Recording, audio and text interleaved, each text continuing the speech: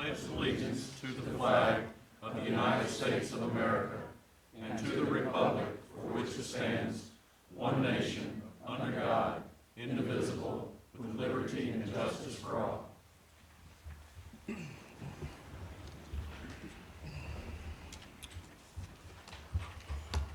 Does any member of council have a conflict of interest or an appearance of a conflict of interest with anything on our agenda?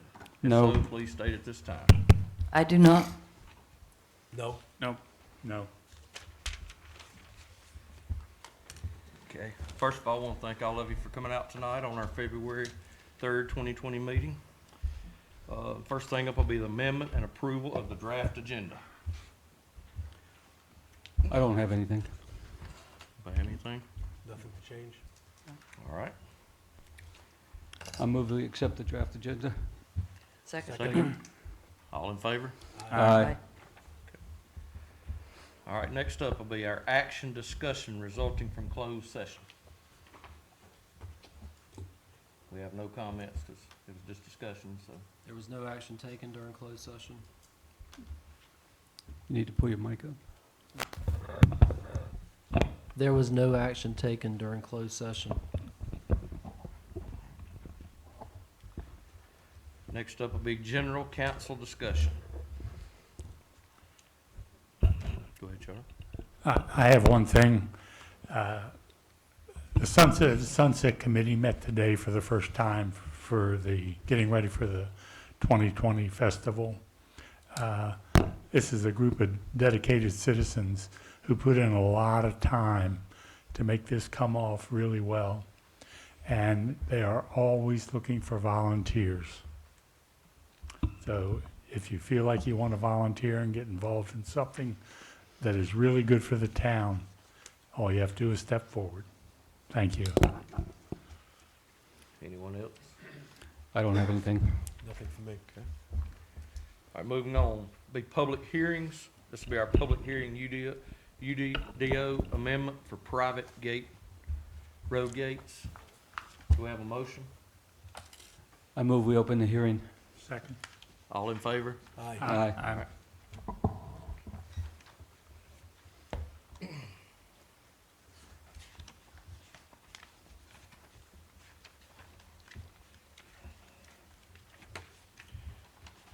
Do we have any discussions?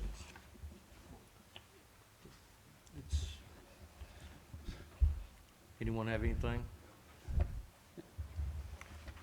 Please state your name and your address, sir.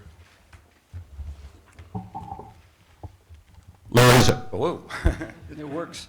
Larry Zabrowski, 704 Riverside Drive, Sunset Beach. I just want to address something from from the meeting on January 6th. Councilman Borman, you had asked a question, and I believe your question was simply, do the majority of homeowners on Riverside Drive support the gates? I wasn't able to attend that meeting. I did see it on YouTube. I wasn't sure if you got the answer to your question, and I just wanted to re-ask that to you. Well, I see included in our packet here that there was a number of letters written from residents, and I assume that there was after speaking with yourself and Vinnie, and I saw that there was a representative from the LLC, the developer. Yes. So I got my answer to that. I have a general question about the UDO, how it would be implemented, not so much for the Riverside location, but for any other location, how we would ensure that it wasn't a solitary citizen who wants to put up a gate. Is this appropriate for the public hearing? I was going to say, Yeah. there'll be a discussion point later in the meeting that you can Okay. ask the planning director. Okay, I'll do that. Just so you know. Yes, I got an answer to my question, then an answer to your question. Okay, great. I did poll the balance of our homeowners, and I've gotten 31 emails back, if you want to see them. Every one of them is in support of the gates. So I just wanted to really make the statement that the homeowners, property owners of Ocean Club Estates are totally unified in terms of the support of the adoption of this amendment. Thank you. Okay, thank you. Thank you, sir. Thank you. Are there any other questions that we could address for you? No, sir. Good, Thank you. thank you. Yes, sir. Anyone else like to speak? All right. And then we need a motion. I move we close the public hearing. Second. All in favor? Aye. Okay, so good. All right, next, moving on to the minutes for approval, which will be our January the 6th, 2020 first regular meeting, January 9th, 2020 special meeting, January the 9th, 2020 special meeting continuance, January the 21st, 2020 second regular meeting, and the January 25th special meeting, town meeting. I was fine with all of the minutes except a couple of the public comments at the end of the January 6th meeting. I've passed these on to the town clerk, Lisa Anglin, and I think you've made some of the corrections, some of the changes. One, it was the comment that on page 39 states Eric Dunham was speaking. It was actually Carol Dunham that spoke. Comments that were made by Fred Thorne. He did oppose all the current routes, but he endorsed looking for a 10th option. And then Howard Benton also opposed all the current routes and actually recommended a further west-north route along Caw Creek. So they opposed the current courses that are in there, the current routes, and basically supported different routes further out to the west. Did you capture all that? Okay. Anyone else? All right. Would anyone like to make a motion to receive the minutes for approval? So moved. Second? Second. So All in you- favor? You're making a Aye. motion With the- to approve the minutes, subject to the Subject changes to the by changes. Counselor Corbett? Yes. All in favor? Aye. Aye. Aye. All right, next up will be our public comments on agenda items only. Someone like to speak?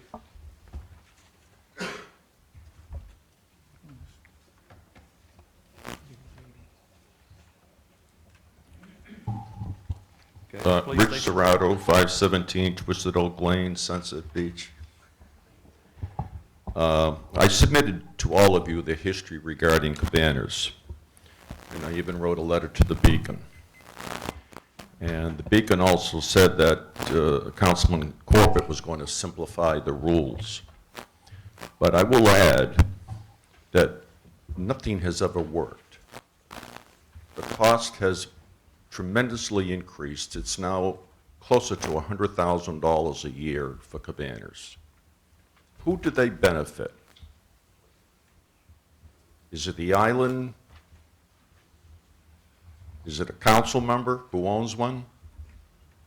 Or is it the day trippers, the Cabana day trippers that come here each year and flock to our beach, the smallest beach south of Wilmington? So why are we doing this program? Every other beach has banned them, and there was a reason for it. If you're concerned about skin cancer,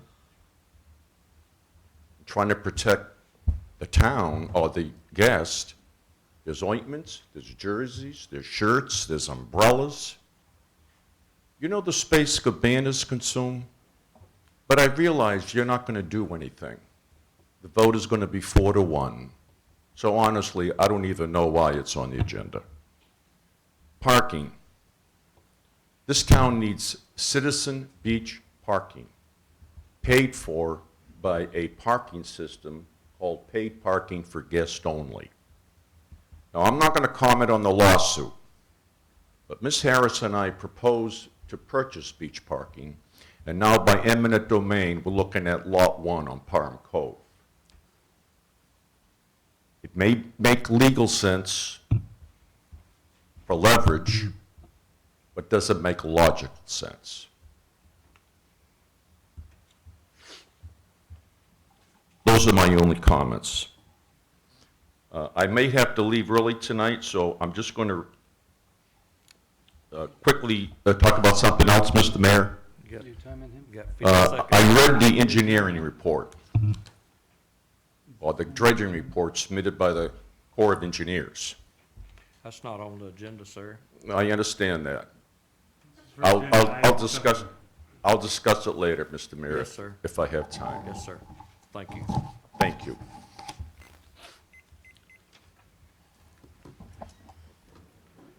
Anyone else like to speak? Okay, we're moving on to the town administrator report. Yes, sir.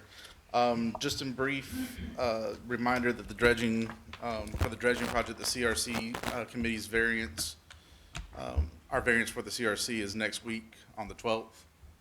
It's in Beaufort. It'll be a fun drive. Also related to dredging, and the Army Corps of Engineers submitted a letter regarding some comments. Our consultant is currently working on those and is confident that he'll have all the results in well before the deadline date.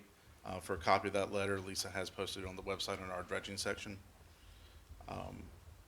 Still working on the ADA transition plan, got almost everything put together except for an asset inventory of our sidewalks and roadways. And then the website, webpage development for it. So that transition plan will be coming to y'all hopefully in March to review. Nothing crazy that you have to approve, just for y'all's general knowledge that we are compliant with ADA is pretty much what it says. Hurricane passes are being ordered. We'll begin mail them out to the island owners only.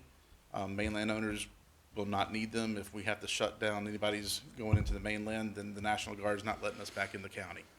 So mainland should be fine except for the few places that minor flood, but we're not going to require passes to get in from mainland, but we will mail the passes out to property owners on the island. Anyone watching this that got them last year and threw them in the trash and then came asking for more passes, if you get a letter from the town, please don't just throw it in the trash. We have been approached by a gentleman wishing to put up POW MIA flags at the town hall and both fire departments. If the council wants, they donate them, they take care of them. I don't have a problem with it, but this is felt like more like a council decision than me just saying go for it. So y'all can just give me your feedback on that either today or send it to me in an email or whatever. But if y'all would like us to display the POW flag flying underneath the American flag at town hall and the fire departments, just let me know. And concerts, we are fully booked. The webpage is up with all the concerts and the dates. And so that's moving forward. The next steps will be coming in April and May when we get the facilities arranged. But we already have signed off the statement to use the same spot we used last year. People enjoyed it as a matter of convenience for us this year while we're still trying to get everything smoothly running. It was just easier to try to use and still cheaper than us finding a stage to rent at this point and then find another location. So all in all, it worked well last year, we think. We're hoping word of mouth spreads. Again, like I said, I've started a Twitter account, so we'll be posting on that. It'll be posted on Facebook. We'll be plastered on the webpage. So we'll do our best to get out the information with our community signs as well. So hopefully this summer the concert series will continue to be a success and grow. And with that, that's really all I've got at this time. Any questions? I come with a little bit of a bias, but I strongly support the idea of putting the MIA flags up on our flagpoles. Anybody else want to weigh in on that? POW MIA. Yeah, I can go ahead and call the guy back tomorrow and let him know. I have no objection.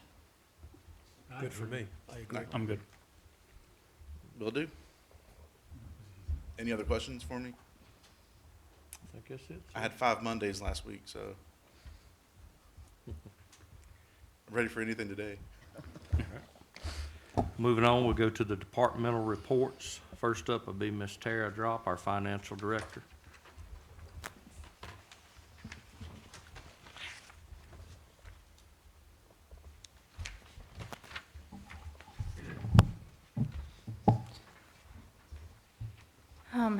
So you all have your report in front of you.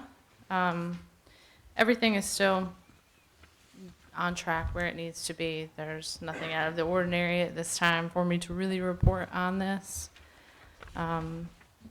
Just that we have our first budget meeting on Monday. And that's going to be for all of you to bring me your ideas of where you want to head this year with the budget and projects that you want to see done, things like that. Other than that, I don't really have a whole lot to report, but are there any questions about anything? I don't have any. Nothing.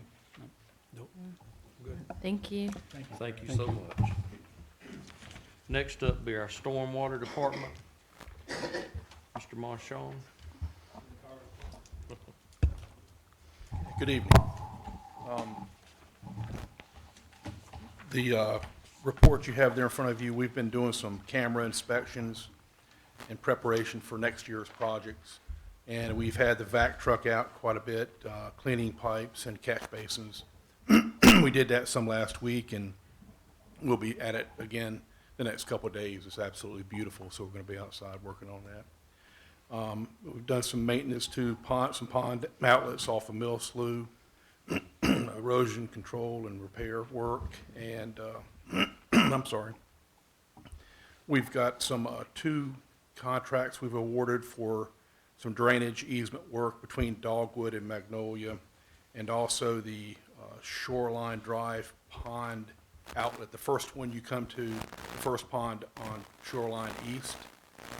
We're upsizing the pipe crossing underneath the road there, and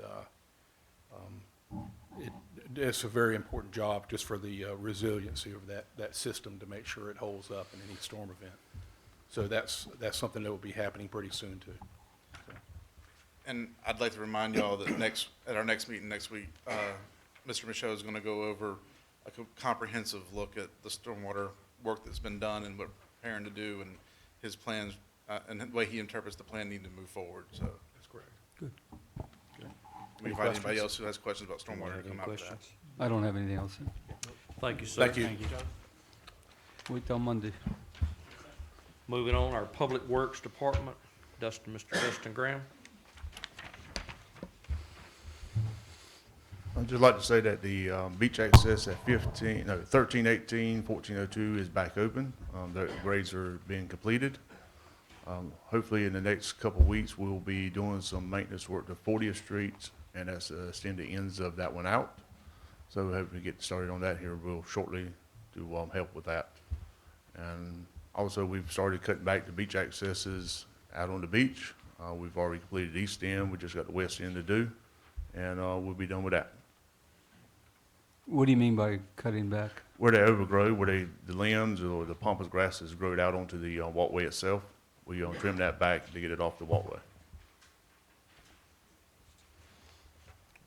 And you did make some repairs at 1218, 1302, the one that had the big drop down onto the... Yeah, we had the 3 Yeah. steps. Yeah, we added some more steps at the end of it. Okay, thank you. Fixed it, yes. Dustin, And also, we cut the bird walk back also, trimmed it up. Yeah. with the walkways, are we still waiting on the engineering? Yeah, hopefully, in the next week or two, I'll have the engineer drawings for that, and we can get started on that. It's been a tussle with them, trying to get the drawings from them, but hope she's got everything now, and she said in a couple of weeks she'll have it to me. So hopefully, we'll get started. And for the council's knowledge, one of the engineers that we used to use as well has decided no longer to be in that trade of work and has gone back to industrial sector. So we're limited in the availability of engineers at this point, so that's why there's a slight delay in our progress right there.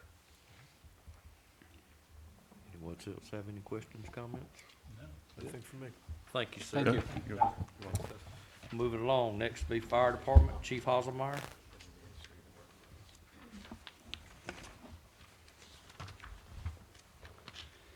Good evening. I don't have anything specific to add about the report in front of you, but one thing most of you have probably noticed is the fire department's been doing a lot of driving, and I sent out some emails. All our members finished up emergency vehicle drivers training, an annual training that we do. We challenge them with a whole lot of engineer training, running and operating the pumps and trucks. So they put a lot of effort into that, and moving forward, you'll see us out in the community quite a bit in February. We're going to be updating our pre-fire planning at pretty much all the commercial occupancies in town. So you'll see our presence. That's all I have. Good deal. Okay. You don't have anything? Nope. Thank you, good Thank sir. you. Thank you so much. Next up, our police chief, Mr. Claymore. Good evening. I'll answer any questions that you might have about the packet that's in your, with your agenda there.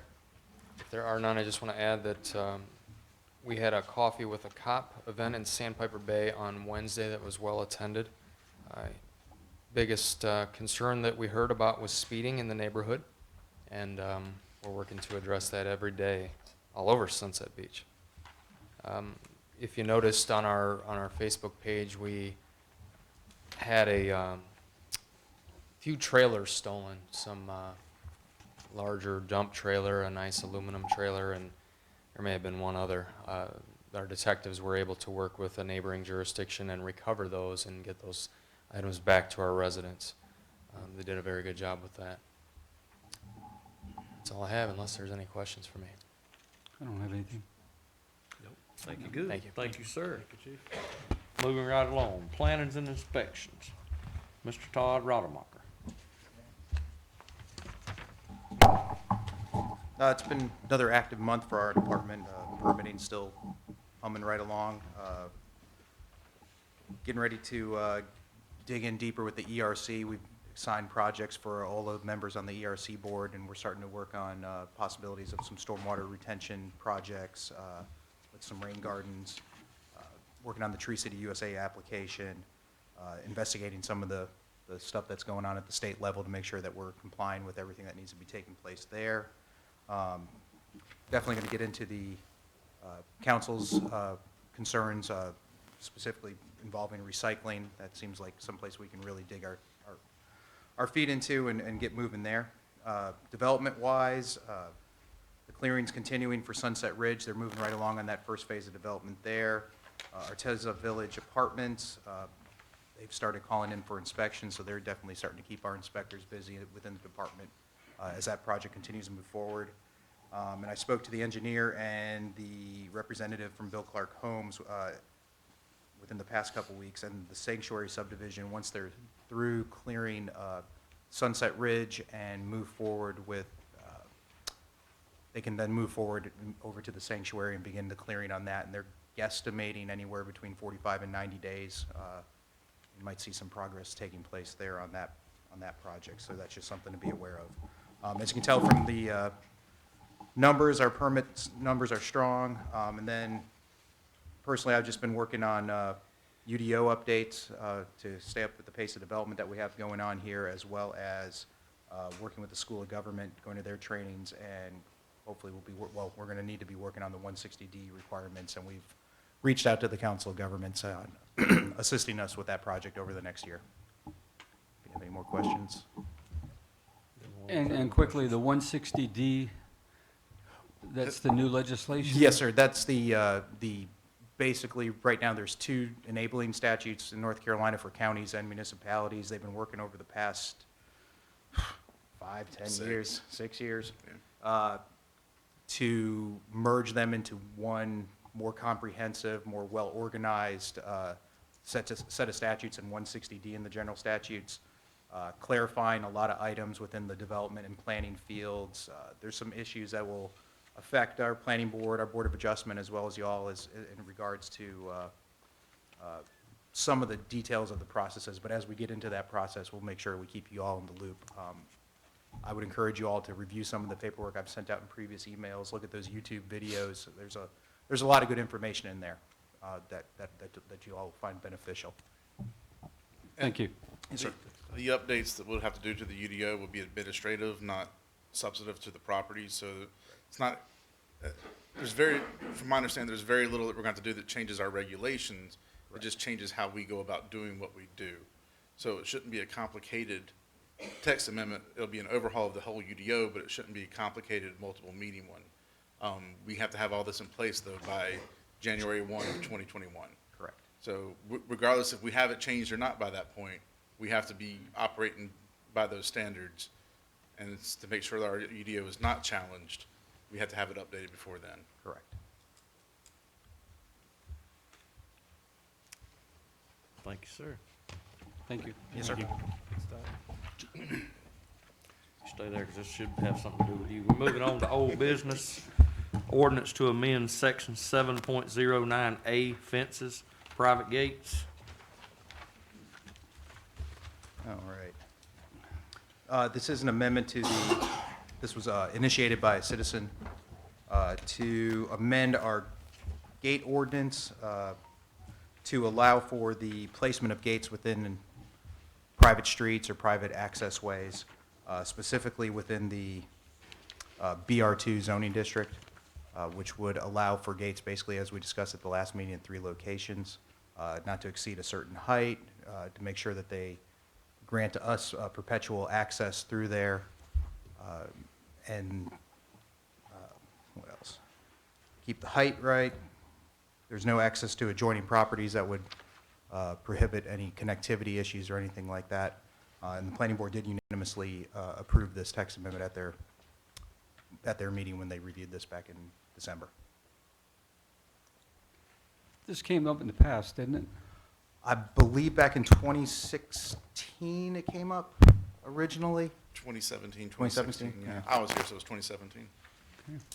And it was, I believe the original applicant at that time, before there were any houses built out there, it was applied for by the developer at that particular time.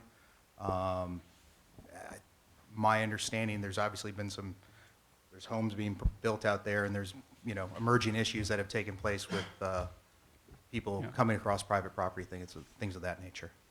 And a lot of those pictures, a lot of those letters attest to that inside the packets, as I'm sure you all reviewed.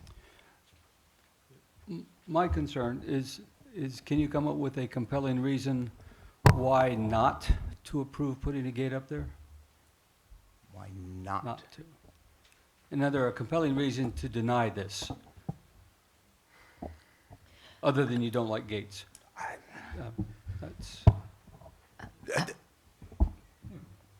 How will this affect our fire and police department covering the area? Well, that's one of the reasons when we made sure to put in the ordinance that perpetual access would have to be granted. Certainly, gates aren't something that any town across the country has dealt with. Gates are commonly found all over the country, and while I don't believe any fire or police department or any public agency loves gates, they don't preclude access, they don't preclude services from being rendered to the individual property owners at any time. I defer to the police chief or fire chief if they have any comments.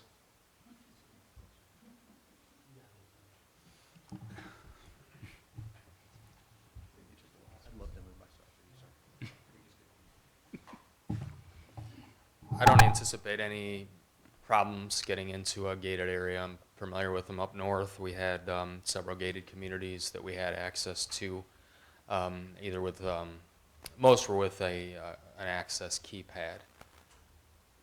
The way the majority of the gates are set up, if the access keypad would fail, if there's a power failure or mechanical problem with the gate, and depending upon the type of emergency, the fire department has some really cool tools that can cut through almost anything. And a lot of the gates, if you push hard enough, we push with the bumper of a vehicle or get 1 or 2 people out there, we can usually force it open. If the gate's already damaged, we're really not going to damage it more, but if it's really an emergency, we're coming in, gate or not.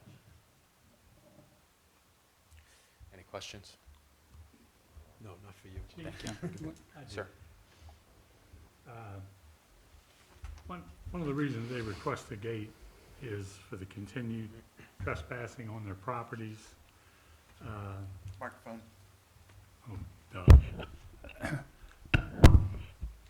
The continued trespassing, fishing from their property, damage, vandalism, theft. I think one of those trailers you spoke of earlier was taken from there. So I have the information you gave me, and out of these calls for service between December 29th of 17 and the 8th of January 2020, 45 of those calls for service were for some type of criminal activity.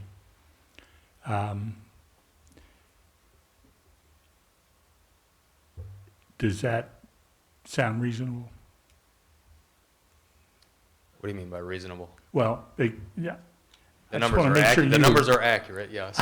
I want to make sure you agree with me. Reasonable? Yeah, the numbers are accurate, and a lot of these incidents may or may not be deterred with a gate. I doubt that most of the time folks that are looking to commit property crimes want to do so with the least amount of resistance possible. They don't want to bring attention to themselves.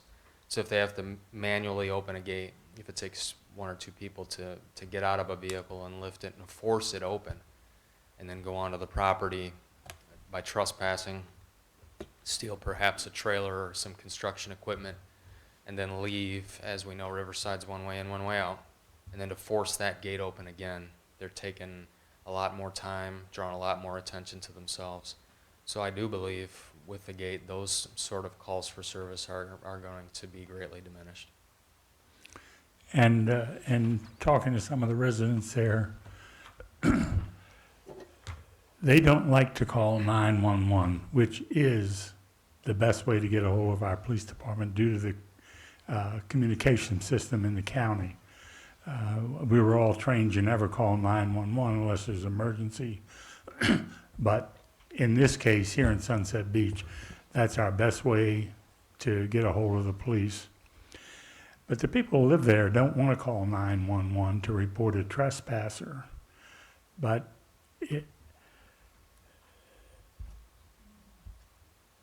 sometimes you have to do that.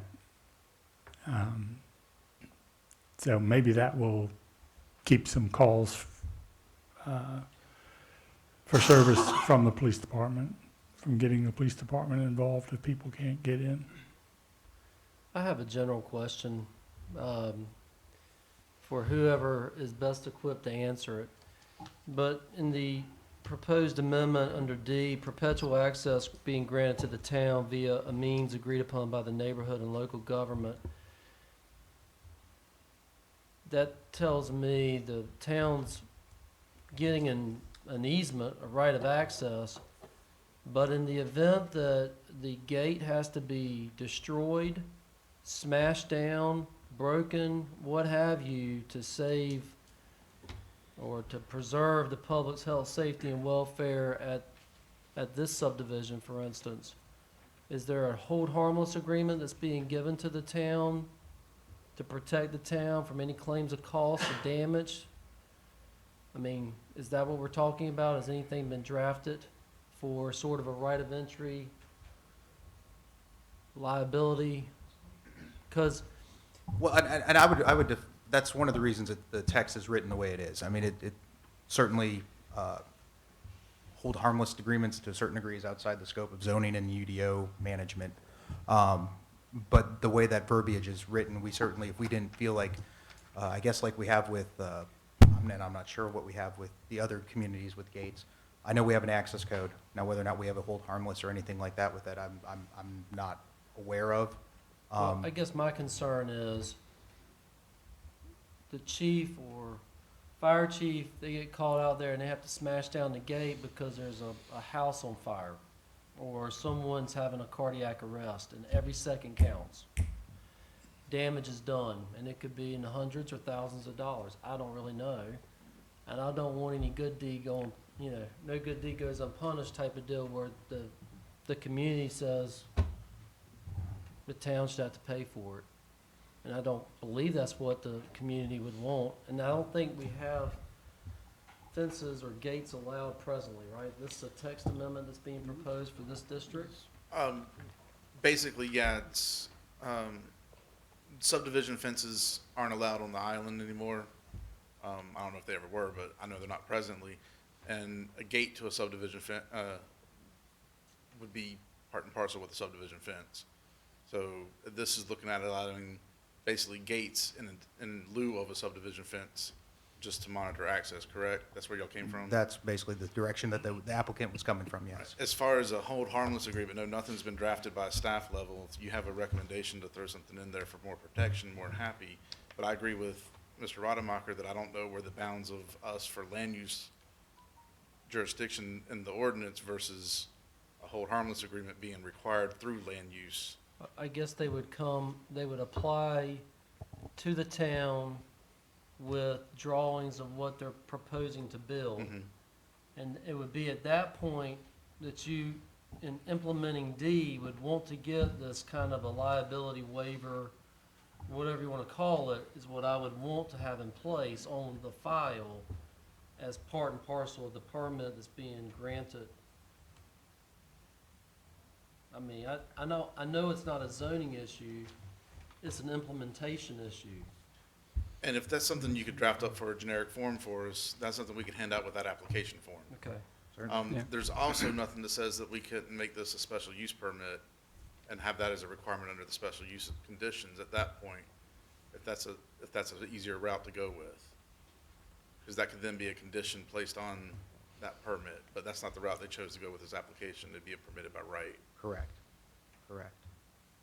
I mean, I'm not looking to muck it up. I think I'm used to drafting waiver of liability forms, and I think we can make that part of the submission package for staff's review and to also ensure that they get that from the applicant. And I think that last line leaves us open to doing something like that with an application process. You know, if the only way that we're willing to agree upon access is with a hold harmless agreement or some other kind of access, we certainly can go that route. You know, I don't want to get us too far down that rabbit hole where we start worrying about if there's a car sitting in Riverside Drive, we're going to smash that up to get to a house that's on fire, or, you know, someone's private. But to be clear, in our deliberations over this modification to the UDO, we don't need to develop that at this point, as long as we have the understanding that when we develop the policies for the permit for putting up a gate, that there would be some kind of a hold harmless. Well, I want it on the record that, I mean, this language in D is clearly given the town access to the neighborhood, irrespective of whether it has a gate or not, which I believe on its face means we can only implement that access if we get through the gate one way or another, right? When we're trying to protect the public's health, safety, and welfare.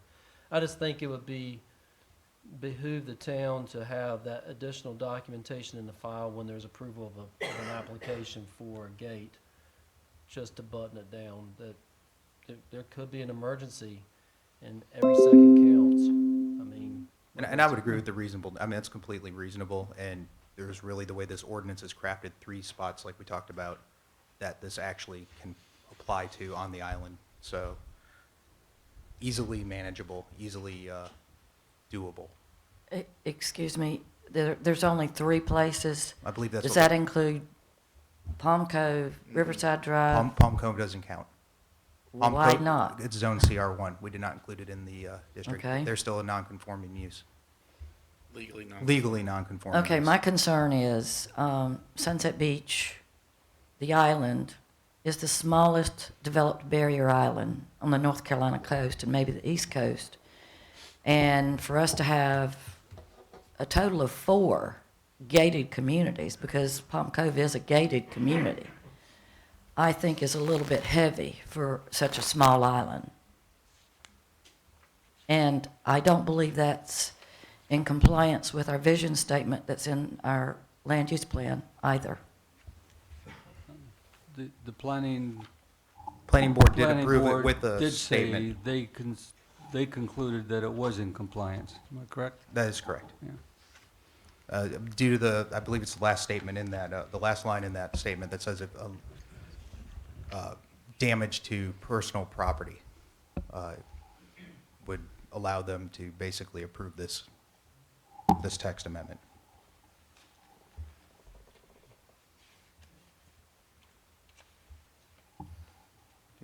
Mr. Mayor, I have a question as well. Yes, sir, go ahead, Mr. Moore. Which I brought up earlier.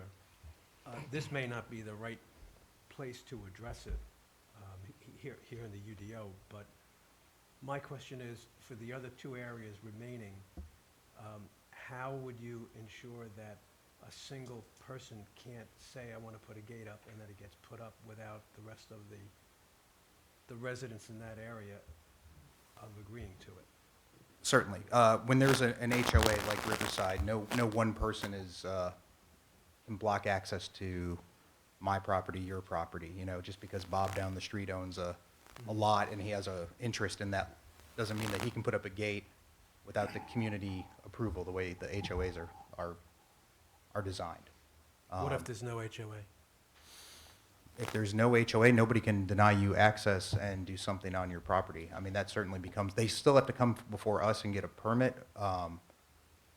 They would, I mean, that becomes a personal legal matter or a civil suit at that point. And they would, that would be something that you all would have to, any HOA or homeowner within an HOA that has guidelines would have to address at that point in time, like any other HOA issue that, there's lots of things that we can permit that HOAs don't allow. And- From duplexes to single-family homes to what have you. And if I can talk on that a little bit too, I know in certain cases, because Todd and I've talked about this in the office, it'd have to be the underlying owner of the property where the gate's going would have to have permission for it to be put there. So whoever owns the right-of-way, if there is a right-of-way, or whoever's responsible for the maintenance of that drive would have to be signed off basically on that permit, because it'd be no different than if someone came and applied to put a building on your property. We couldn't issue them that permit without you having signed off an authorized agent or something like that. Is that, you know, so like if they'd be putting a gate across the road, whoever's responsible for that road would have to be the one to sign off on the permission to do so. If someone's trying to build or come and have a fence built, they have to show, among other things, that they're the owner of the property and they've got the right to apply for it. But if I'm your neighbor and my only means of access is through your property that you're going to block off, then it's going to be my burden to get my lawyer involved to either challenge the application, because I'm going to receive notice, or I'm going to take it up in court and ask a judge to enjoin that from occurring. So that's how you protect it. Okay, I think I'm good. Thanks, Todd. Anyone else? All right, with that being said, and with Grady introducing that stuff, do we need to hold off on this motion and second for this till we get this in, or will it be okay to go ahead with it and then add that? I'm fine with, if council wishes to go forward with it, I'm fine with that, because I can get a form waiver of liability, acknowledgement of liability, and hold harmless type of deal drafted. Yes, sir. All right, with that being said, do I hear a motion? I do have one more comment. Go ahead, sir. That land has always been private property. No one enforced the no trespassing laws. People have gotten used to using it, and that's fine. But now there are homes there, and the road is their shared private driveway. And to allow people to use that would be the same as me, if you live on the canal, park in your driveway and take my fishing equipment or my grill or whatever and setting up on your dock and using it. So with that being said, if there's nothing else, I have the motion. Go ahead. Well, if you're going to approve, if y'all are going to make a motion to approve this, we're just going to request that you add in an effective date of March 1st, 2020, to give the attorney time to draft a notice or an agreement. Okay. So the question at hand is the ordinance to amend section 709A fences with the attorney drafting this to go in it. That's what we're looking for, a motion. Do I hear a motion? Effective March 1st. Effective March 1st. I'm sorry. Effective March 1st. Do I hear a motion? I move that we amend the ordinance 7.09A, fences and private gates, to allow the same, and that would take effective on March 1st, 2020. Do I hear a second? Second. All in favor? Aye. No opposed? Nay. One no. You gotta use your mic, Okay. and then, All right. Thank you, Todd. that was 4-1. Yeah, 4-1. All right, next up will be our ordinance amendment, chapter 95-07 regarding cabanas. Town administrator, you wanna go with this one? Sure. What you've got in your packet is quickly put together draft of an ordinance based on our conversation from the last meeting. Excuse the typos. All I did primarily from our previous ordinance was change H. Amended H to allow now for, H used to say no commercial vendors. We amended H, and then we added in I, based on what y'all were saying you wanted. This has been forwarded to the attorney. I believe he's got some questions and comments. But just a brief rundown, under I, commercial vendors would be allowed to set up following all compliance with A through H. Permit would be required. I believe the council had decided to do things through a package system. 10 cabanas allowed per package, up to 3 packages per permit, with a total of 15 packages available, which means a minimum of 5 permits and a maximum of 15. Permit costs to be set through the fee schedule based on the package numbers. Permits, I gave you a date range of when they should go into effect. That would really be for the next season. For this season, we'd have to make a modification to that. But they can apply for in November for the permits. Identification on the cabanas. Would have to identify who they're renting to and contact information for the cabana vendor. Clearly displayed and visible so that Beach Patrol can see it as they go by. No solicitation activities whatsoever. Advertising on the cabanas would be, the name of the cabana vendor would be fine, the phone number would be fine, but not, hot now deal, or, come get this. Typical sign advertisements is what we're trying to steer clear of. And then violation section, multiple violations of town ordinances, all inclusive, including the cabana ordinance, could result in the removal of the permit.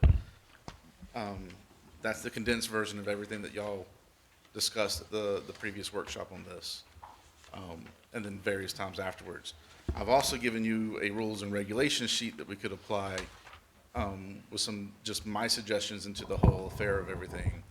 And yes, there were some typos, again, trying to push this out because somebody wanted to take vacation last week and wanted the agenda out fast, Lisa.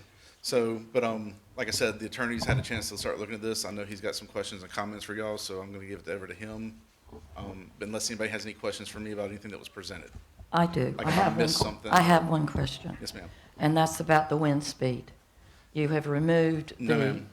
That was removed last time. Y'all, the previous council changed to E. E reads, all cabanas shall be collapsed and secured when the sustained wind speed renders it unsafe for cabanas to remain erected.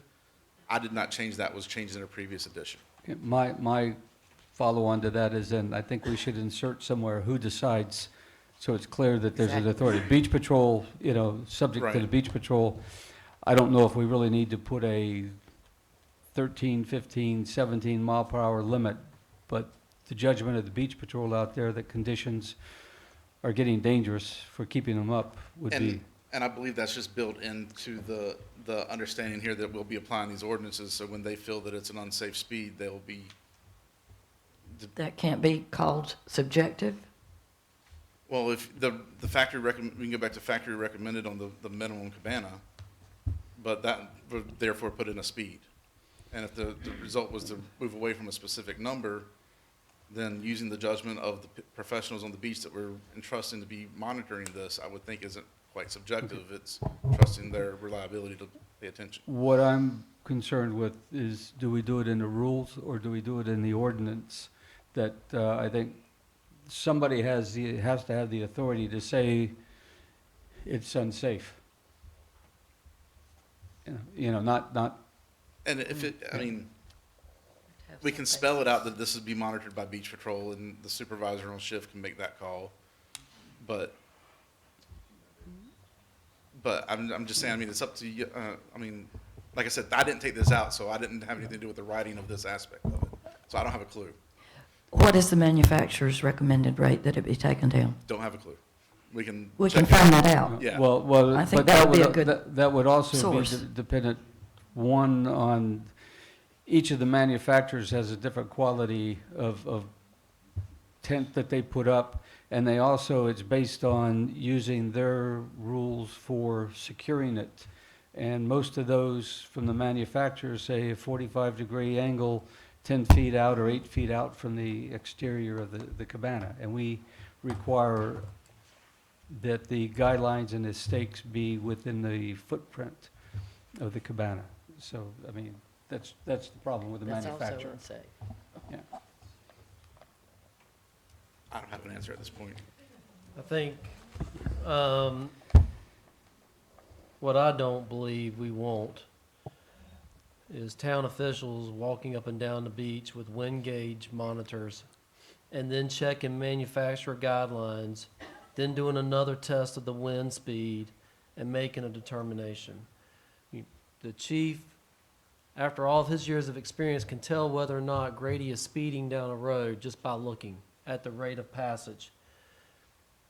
Town officials in charge of monitoring the cabanas, whatever you end up passing, are going to understand wind coming off the water and whether it's at a point at which it seems to be unsafe, not for maybe every cabana out there, not for every umbrella, but maybe some that look like they're not secured properly or they're not being occupied so that it can be safely supervised or whatever. And I think you need to have the total discretion in the town officials.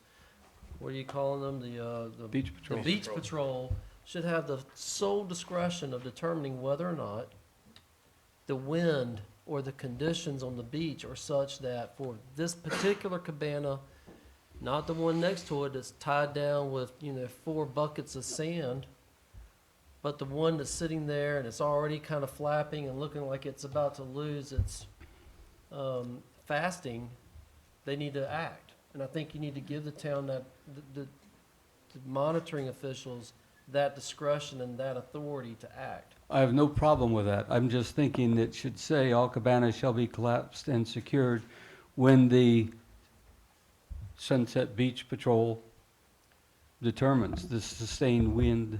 Right, I think, Renders, we have specified that the beach patrol's got the authority, and they're the ones that, so I think what needs to happen, and I think your next meeting is Monday week, is I'd like to have the opportunity to drill down on the language, and I have some questions to clarify tonight from council what your wishes are, and then work to, hopefully, by next week, in working with Hiram on the language, revise it, tighten up the language a little bit to best achieve council's wishes, because as I read it, when I hear about 10 cabanas,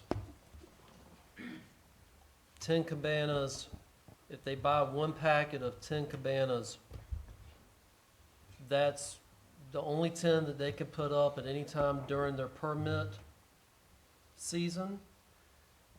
But they could put up 10 every day for the entirety of the season if they're rented. Yes. Do you, and I think I read something here, you want the cabanas that are being placed to actually be rented cabanas. You don't want it to be out like pieces of bait for Grady, who didn't prepare well, to buy on the spot and do business on the beach with the vendors. correct. Correct.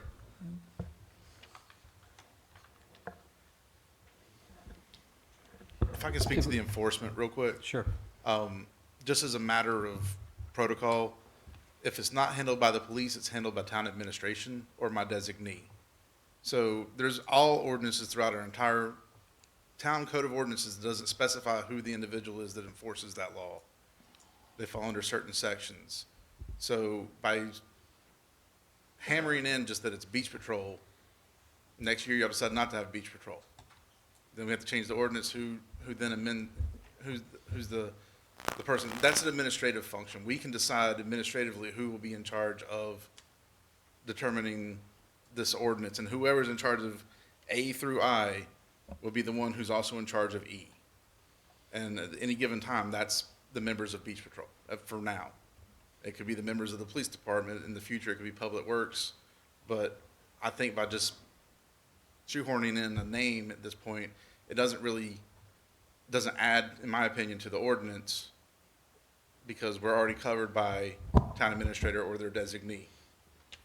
Okay, well, that's something that I did not assume from reading this, that it would be understood by anybody else Well, it's 'cause who's you have putting to- up a tent and arguing about whether they're gonna take it down or not. But I that's- understand where you're coming from, but it's also an umbrella effect of all Okay. ordinances here. Just like we reference, I think one of the questions that got sent to me is not knowing what 9599 is. That's just, 99 is the chapter that you put all penalties in. 9599 would be the penalty for this specific chapter. It's just held somewhere else. So it's an understood statement that all of our code of ordinances work together and may reference and bounce off each other. But if it's a renter who has put the tent up and they don't quite understand that, I mean, the commercial vendors, the commercial vendors will understand that, but I'm not so sure. It's on? So a renter that has erected a tent, I don't know that they'd understand that. I think it would be better to have some form of clarification that it, the appropriate town representative makes a decision, or something like that. So your concern is Jane Doe from out of town has their own cabana, does not understand that their cabana could be ordered to be taken down by beach patrol, and they don't understand the sections of the code. Not to be kind of, I don't know what the term is right now, it escapes me, but everybody is charged with notice of the law, even if you don't know the law. And so ignorance of the law or ignorance of the town's codes is not a defense. Oftentimes I see towns with their signs on their public access ways, they refer to town ordinances, like in Wrightsville Beach, you can't have a dog on the beach, and they'll put no pets allowed during these times of the year, and then it puts a Town of Wrightsville Beach ordinance provision citation underneath that. If someone's really curious and wants to go pull the town's code, and they put that sign up there, obviously you can't put a sign of every code of ordinance that the town has, but I think certain key ones that seem to be occupying a lot of council's effort or energy, like cabana usage and cabana restrictions and fines for those violations, that may be something you want to place perhaps on your signage along the public access ways to the beach, just for future reference. I have one, actually, editorial input on here, and that's on item H, which begins, cabanas, umbrellas, or recreational items shall be responsible for ensuring compliance. Yeah, I think we need to insert the words, any persons using a cabana, umbrella, et cetera, just, Yeah, it actually got Yeah. deleted out of there. I have a few questions if I can. A lot of this is going to change with the language. But on the rules and regulations, that's the first sheet I have in front of me. 11 says publicity signs may not be posted and solicitation may not occur on the public property. What if the cabana has the logo of the business on there? Right. Is that okay? Would seem to me that we don't want a sign on there that says rent this cabana now. Well, The that's cabanas not- have to have a tag on them if they're there with the name of the renter.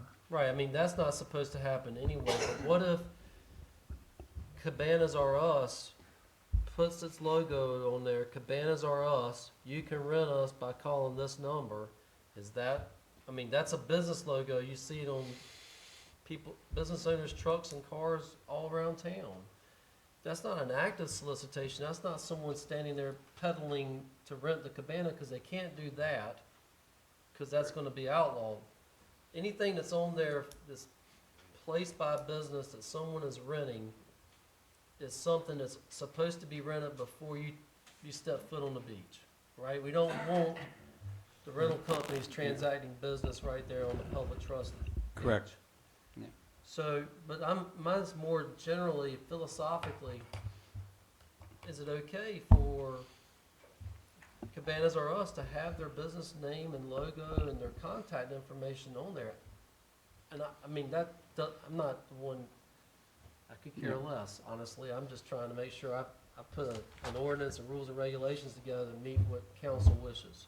Well, I think on one hand, we do want the cabana to be identifiable as to what company put it up and owns it, and what a phone number is to contact that company in case that there's a problem, specifically from the beach patrol as well as anybody else. The second part of it is, yes, you're clear that our understanding, we don't want anybody trying to go out, put an empty tent out there and then trying to rent it from the beach.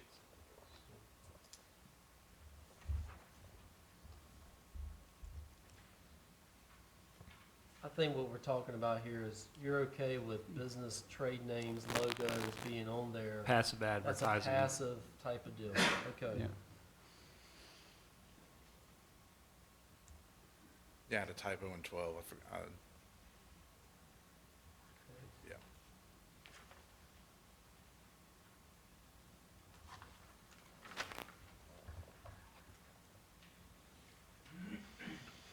Let's see.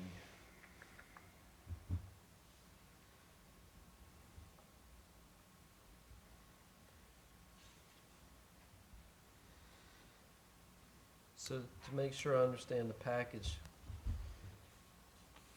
what my version has is the vendor can purchase up to 3 packages of permissible cabana availability.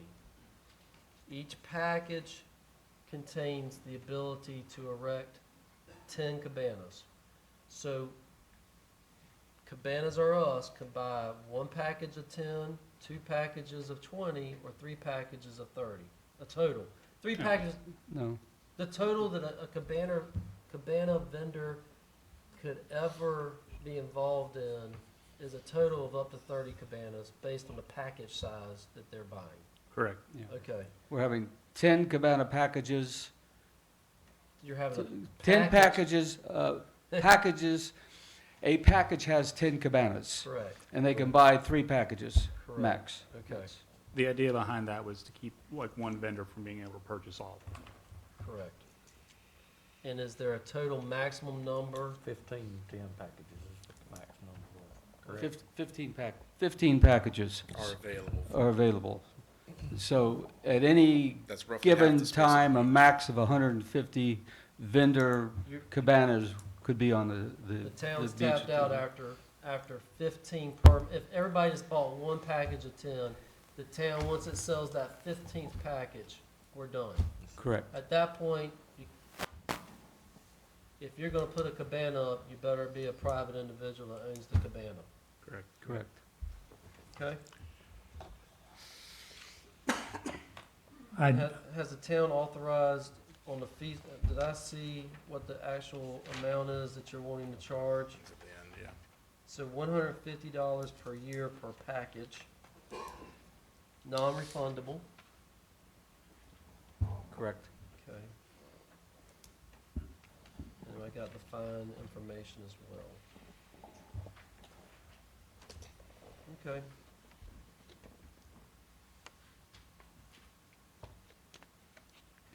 I think that is roughly all the questions I have.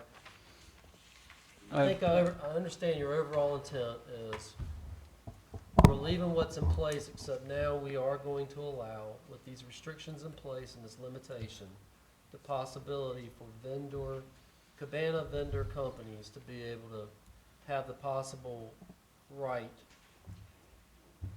to do this.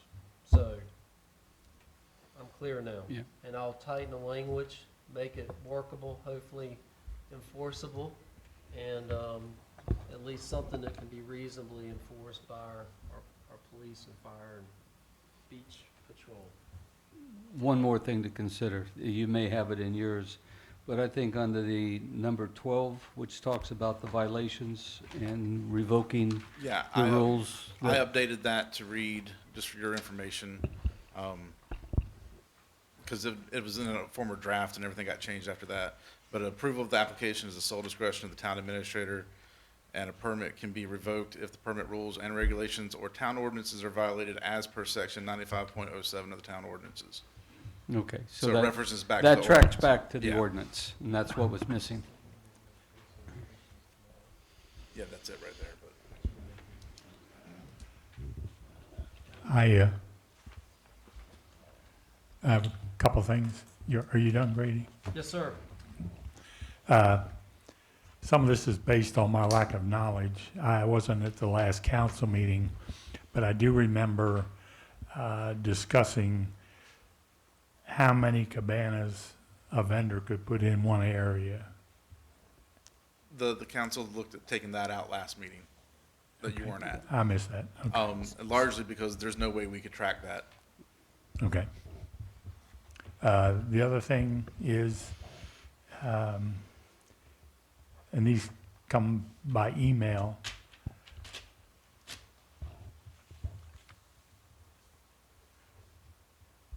Good, I can't read my writing. This comes under enforcement. Number one was the case of a cabana vendor putting a cabana up that met all the legal requirements as to measurements, but the cabana was crooked. And someone from the Beach Patrol made them straighten it up. Now, that seems to be going a little bit too far, and if what I was told is correct, other Beach Patrol members said nothing about it. That's sort of over-enforcing. Well, I think frankly, I think that sort of question is not to minimize the concern of whoever's asking it, but at some point, people have got to act reasonably, right? I mean, if we're talking about something being crooked because it's not in the proper footprint, I don't think the Beach Patrol is going to get all up in arms about it. I'd like to think that they'll work with those people and work together to straighten it out. I don't even know that a crooked placement of a cabana is really going to be something that violates the spirit and the intent of the cabana ordinances. I mean, there's got to be some good faith, there's got to be some reasonableness. Otherwise, our town folks are going to be driven absolutely nuts trying to do that. Well, here's the thing. I got this in an email. It was I was assured that this actually happened, and I believe that particular vendor. That what happened? is- That the cabana had to be moved because it wasn't lined up straight. Well, there's, okay. I should have discussed this with Paul. Well, I mean, I'm there's, sorry. there's being close and there's being not close, and whether the not close that's just blatantly not straight is somehow detrimentally affecting the folks around them, and whether it's affecting the emergency path, or it's going to be such a myriad of possible factual changes or circumstances that it's just impossible to anticipate every scenario that could happen. I just think that just like with the current ordinance that's in place, right? I think it's worked. I mean, it's not something that's capable of easy enforcement, but it's worked, and I think that's something that should be congratulated to both sides, those that were against it, those that were for it. It's, we don't have the police being called out every day about it. Well, I apologize for wasting everybody's time. That is something I should have discussed with Paul or Joseph. The other thing under enforcement is the traffic regulations. There were cabana vendors in the past that acted like they owned the roads. They parked on private property, parked on the sidewalk, in the bike lanes, they drove on the wrong side of the road. They have to I believe they have to understand that all these traffic rules have to be enforced. Well, Can I? I think there, in that instance, you're gonna have town officials with the sole authority to revoke a permit. There may be some, I saw some language in there which we have to make consistent about. They might get a warning of what the town considers to be a violation of the permit. And then there's always motor vehicle laws and things that the chief can enforce, the police department can enforce about your general motor vehicle laws. So I think if a vendor's doing something that's going to call into question the validity of their permit, or that they're not complying, in our opinion, with the town's code of ordinances, then that's gonna be something Hiram can use under the new ordinance that you're contemplating of revoking it and not allowing them to do it anymore until further notice, or not. I mean, that's something we're looking at, that's in there now, and I think that would give the vendors pause to not act in good faith with the ordinance that's enabling them to do this in the first place. One other point, if I may. The violations, sorry, the violations section, so if we have a vendor that has their permit revoked, if they've got more than one permit, would it be all three? They don't have more than one permit. Their permit encapsulates three one packages. package. So they lose their whole permit. They would lose all of them, not just one package? Yeah, they'd lose their permit for violating town laws. Okay, and would those packages be made available to others then? Because they would likely have various customers that would now want to look for someone else to service them. I guess we could do something like that. It's like we discussed last time, if we had, out of the 15 total packages, if only 10 of them were sold, or 10 of them were permitted during the permit time frame, they came in later in the season, we'd gladly give them out to existing permit holders. So we could do something the same way with this administratively. So do we need language in here, I guess, is what I'm asking to If Grady say if thinks, they're revoked, then someone else can buy them. Right, I mean, I think if you've got one permit, and that permit's either gonna have 1, 2, or 3 packages, but one permit per vendor. And if that permit gets revoked because they didn't comply with the town's ordinances or warnings or what have you, then in my opinion, if it's 10, 20, or 30 that their permit involves, that then becomes freed Back in the up pool, yeah. for someone unaffiliated with the revoked permittee holder to be able to apply for a permit. Yeah. I have a question. We have this, they get, the third time they're out, they don't get excluded, so they can violate our road ordinances 3 times? that's what y'all decided y'all wanted to do last, the workshop was to give. But they still could get tickets 3 times. They're still gonna get ticketed 3 times and they'll still get violations. Yeah. But hopefully the first time will get them to stop it. If not, I mean, it's their business that's on the hook, not us. And see, some of this is, there's some incongruency between the 3 warning system before it gets revoked, and then the language that gives the town administrator the sole discretion to revoke.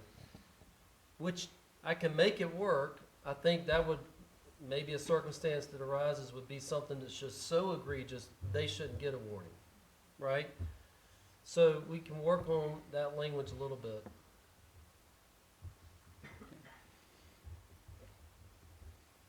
I'm good. Yeah. I'm good. I just would point out, while we're refining the ordinances and the rules to implement this, we have approved cabanas and we have approved vendors. We're just working on the details to make it function. Right, I mean, as I understand it is, my charge is, let's update this cabana ordinance to reflect what appears to be the prevailing consensus without formal action yet of changing the cabana ordinance to meet the objectives of the consensus, and that's what I'm gonna endeavor to do. consistent with this discussion we're having now. Yeah. Okay? Go for it. That's good. So that being said, we will not take a motion on that tonight. We'll wait till next week, and if you have it ready. You can table it or We'll just table that. put it Table it over till to the next week. next meeting, and hopefully between now and then, I'll have something that you guys can chew on. Yes, sir. All right, moving on. Our next thing is our island parking discussion.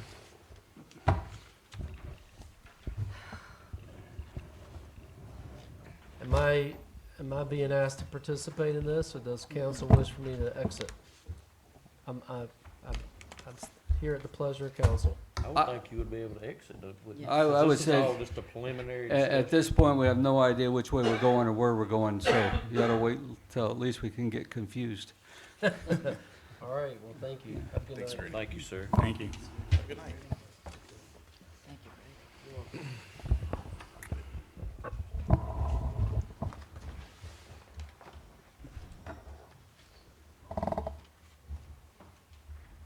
All right, again, what's up for discussion is the parking. Would anybody like to start discussion toward anything, or any plans, or what would you like to add to it, or what are you thinking? I would like to suggest that we do a workshop specifically for parking, that we discuss all of our issues, and then that we don't waste the public's time. Of course, the public can attend the workshop, and they can speak at a workshop. But there is a lot to hash out tonight. I don't think any action should be taken tonight.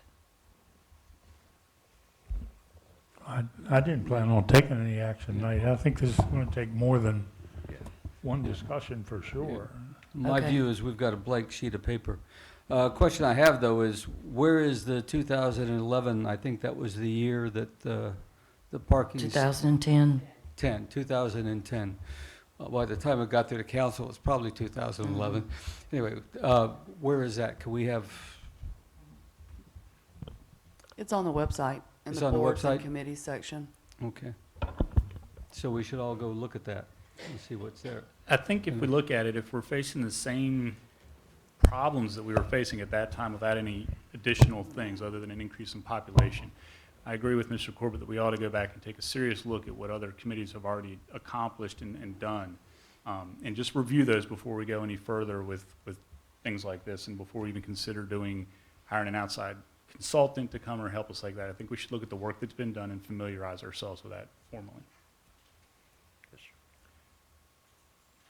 That's agree. one, some of the options, are we gonna try to do some type of paid parking, some type of permits that go into it, acquisition of lots on the island to parking?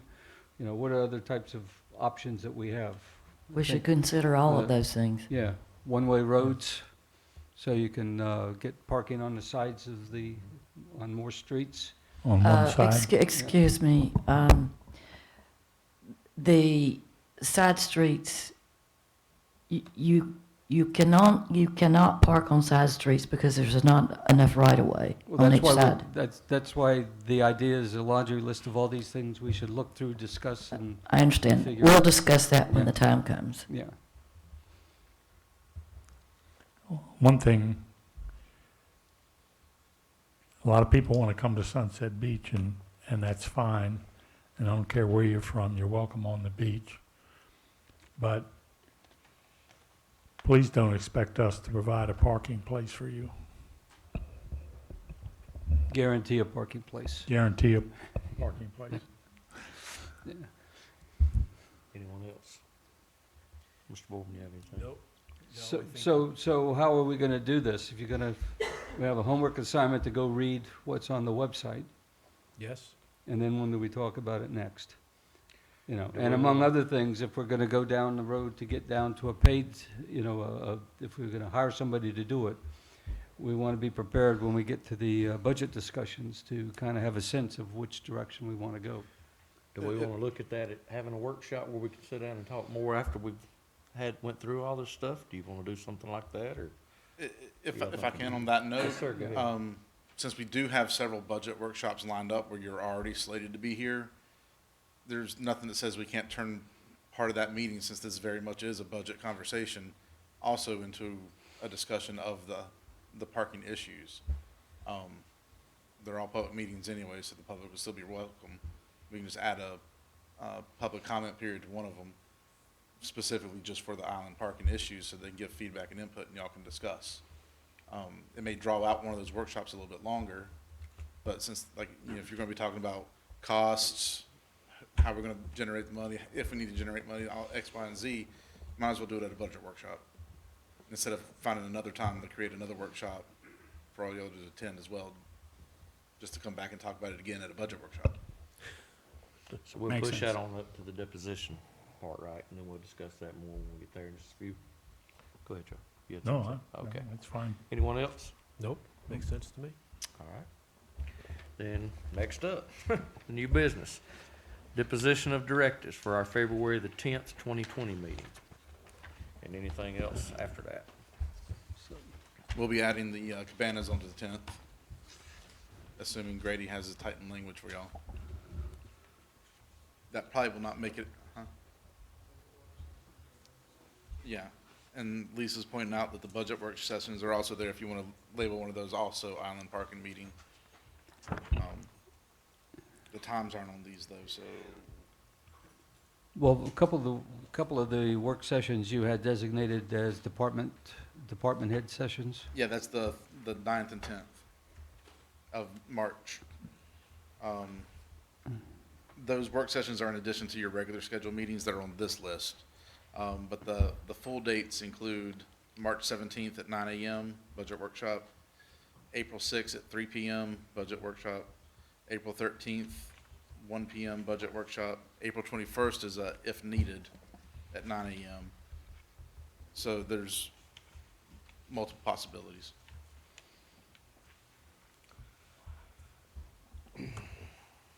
And y'all don't really have to decide That's that what I was gonna tonight. say. We'll be Let's meeting just again on hold that, 'cause Tuesday, we or definitely won't Monday. be so- ready.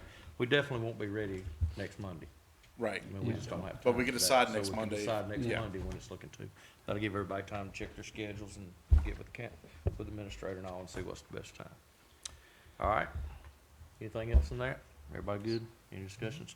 Okay, moving on. Our public comments.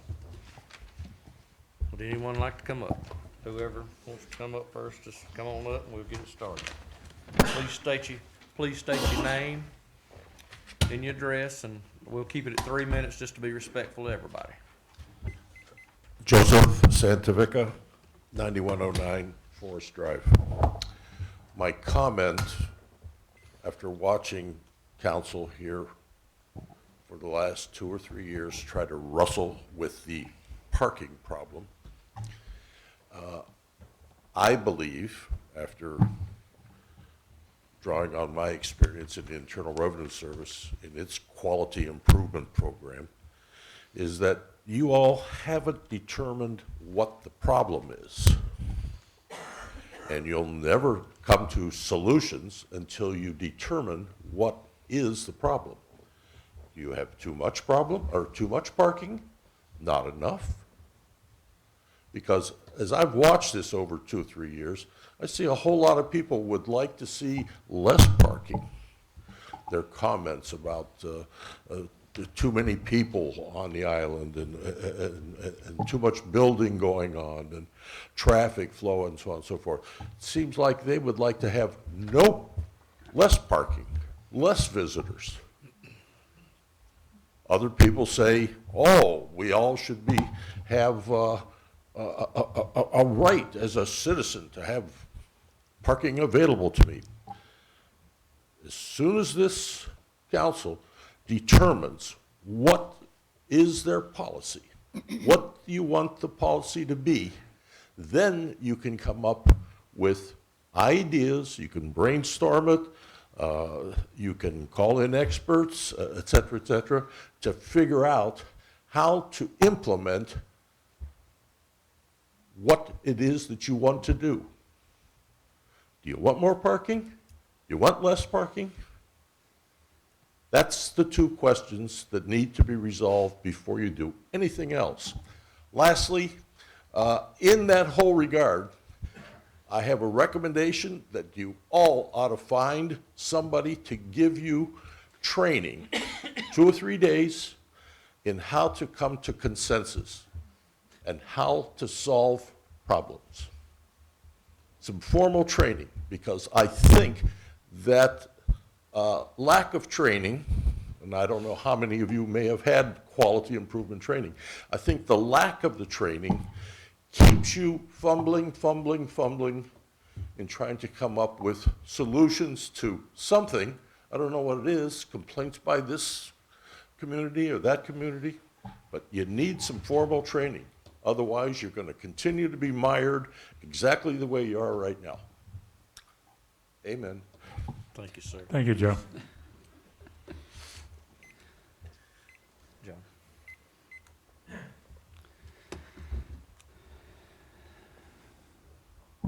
I'm John Farrell, 624 Oyster Bay Drive.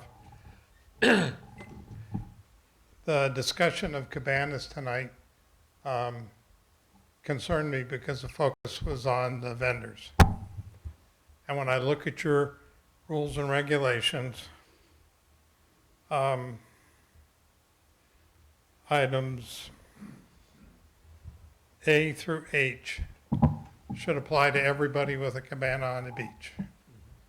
Vendors can provide half of the cabanas the beach is capable of holding, and that's how you set it up to be.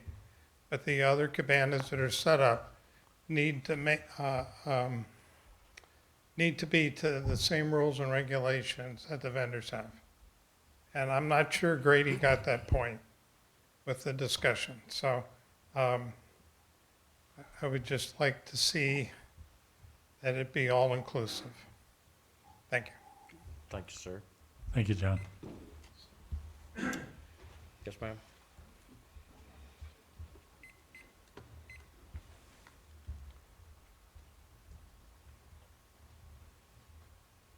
Carol Santavica, Forest Drive.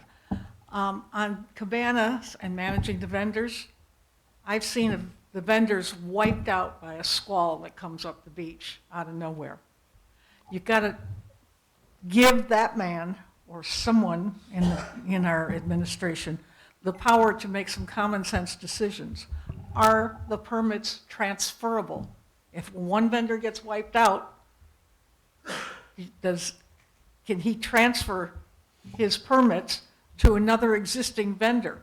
Or are people going to be left high and dry?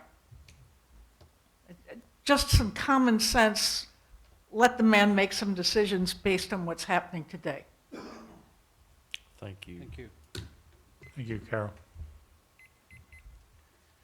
Yes, ma'am.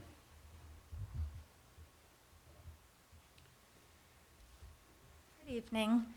My name's Rebecca Rowe Helms. I'm at 706 Riverside Drive. We are soon-to-be new residents here in Sunset. I wanted to thank you for passing the ability for us to have a gate on the private property on the road that is privately maintained by us, the homeowners, with the one way in and one way out. So I wanted to thank you for that. I also wanted to let you know, as a first-time city council attendee, I'm pretty impressed with all of y'all. I would just like to say, as a new person, there was a level of rudeness from one of the members that I think could be, maybe especially as a new person, curtailed a little bit. So that's just a perception. We will be full-time residents here probably within a year. We will be regular attendees, and I just wanted to introduce myself. So thank you. Thank you so much. Welcome and thank you. Yes, sir.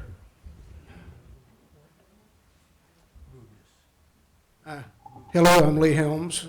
We built a house on Riverside. Appreciate the vote. Also, I'm the treasurer. I have a condo at Continental, and I'm the treasurer there. And we do have a lot there that released to the pier per year. So if y'all looking for parking, we would entertain a proposal if you want to, I don't know how many spaces there, but it's right there at the pier. So, if you want my number, it's 704-634-2045. So, Thank Yeah, you so thank much you. for bringing that to our attention, sir. Someone else, who's that? Go ahead. Look. Okay, I'm sorry. You'll be next, I'm sorry. Go ahead.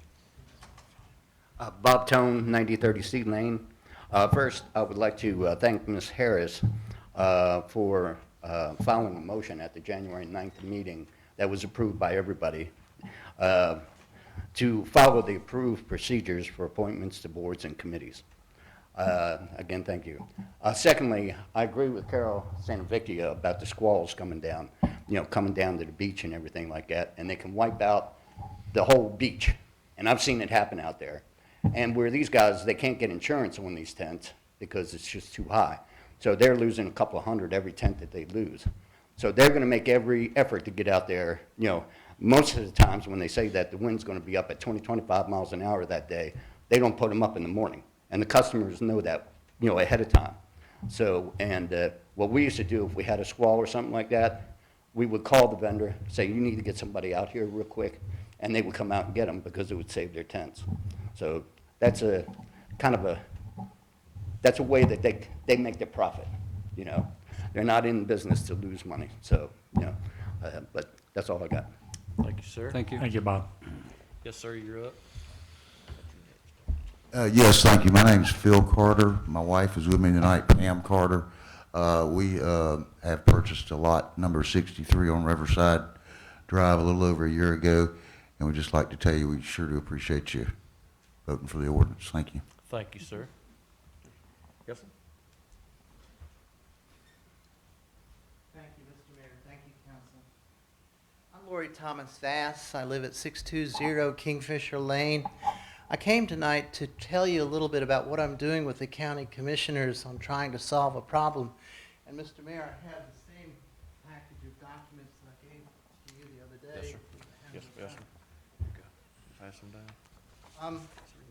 What I'm trying to do with the county commissioners is solve a problem that we have on Sunset Lakes Boulevard, and it has to do with a failing dam. I asked them for guidance. I went up there on the 21st, and what I asked them to do is do something similar to what we did in Wake County. I was a leader of a citizens group called the Swift Creek Alliance, where we had 4 or 5 different municipalities and the county of Wake who had an interest in the Swift Creek watershed. And they were fighting with each other. I mentioned to the mayor that the town of Cary was very aggressive in trying to come down into our watershed. And I asked the General Assembly at that point to help me with an intergovernmental agency, and they did pass that. That was called the Swift Creek Land Management Act. And it required the towns around there and the county to coordinate on planning in that district. So it was not a municipality, but it was something that looked like in our general statutes a tax district. And what I asked the commissioners to do was come up with some ideas like that that would be similar for the town of Calabash, the town of Sunset Beach, and the county of Brunswick. In this case, we do not need to go to the General Assembly because I think the county of Brunswick has its own authority to do what I'm asking them to do. But the issue that I'm trying to raise tonight and with others is that this dam is going to collapse. And it's not just so much our road, which gets wiped out, but the whole dam is going to collapse. And we need to have some intergovernmental cooperation to solve that. And I wanted you to be aware of what I was doing. Thank you, Mr. Mayor. Thank you. Thank you. Yes, ma'am.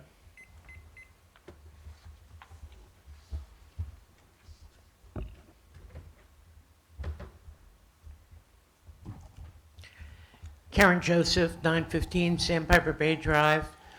I was on the town council to which the parking committee made its report. Not all of the recommendations made by the committee were accepted by the council for a variety of reasons.